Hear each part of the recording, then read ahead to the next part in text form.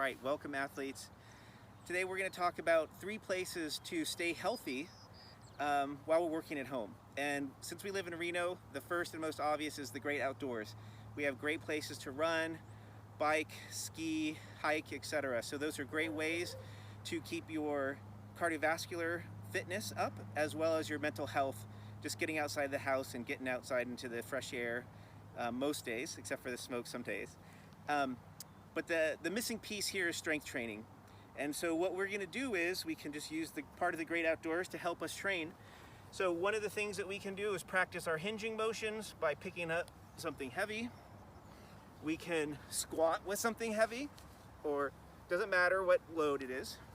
You can pull, do our pulling motions, and then obviously pressing motions.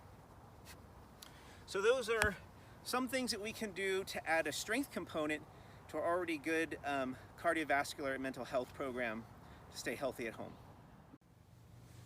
Hey athletes, in the previous video we talked about strength training outdoors in an informal environment, just picking up any old rock and doing some squatting, hinging, etc.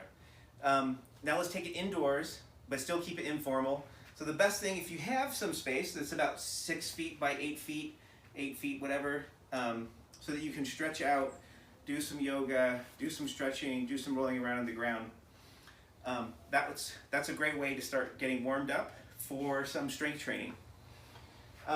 Strength training can be as informal as picking up a bag of kitty litter and doing our squats and hinges just like we did with the rocks. I find the biggest gap in people's training is doing some sort of loaded carry. So these are perfect for that. You can pick them up and walk suitcase style, or you can walk farmer style. These are great for an intermediate weight, same thing, same purpose, but there's some other purposes too. And then if you want to spend some money, one of these, the 40-pound sandbag is great because it has 2 bags. You can take it down to 20, you can do more core things, you can bring it up to 40, 45 pounds to do more strength, more explosive work. And then I love these bands. I use them all the time in my online classes for doing deadlifts, for doing mobility, for working on your hips and like that with the hip circle band. So those are some great ways to do an informal strength training indoors.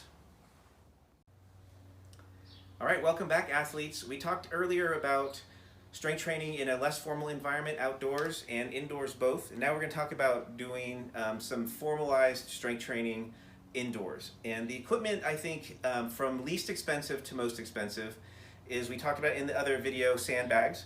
The least expensive over that are requiring more space and more education, I would say, are some version of clubs and or maces. For people who work outdoor or indoors and who are desk job, working at a desk, etc., taking care of your shoulders and your upper spine, or the thoracic spine here by your rib cage, is super important. And these simple tools, fairly expensive or fairly cheap, less than $100, can help that. With a little bit of education, you can do some great workouts that are both restorative but also good for your strength. The next sort of price point up is obviously some kettlebells here. My wife and I get most of our workouts done with these 12 kilos, 14 kilos, and 16 kilos. We have some lighter ones, but these are 80% of what we do. And the next thing that we use periodically, but not as often as you'd think, are the traditional plates and barbells. And we use those, maybe once a week, maybe once every other week. The majority of what we do can be done with the kettlebells and sandbags and being outside and running, crawling, etc. So that's strength training in a more formal environment. And please ask questions if you have any about any of these things, and check out the blog post that will explain in detail these equipment and where to get them and how to use them, and some sample workouts to see how they work in real life.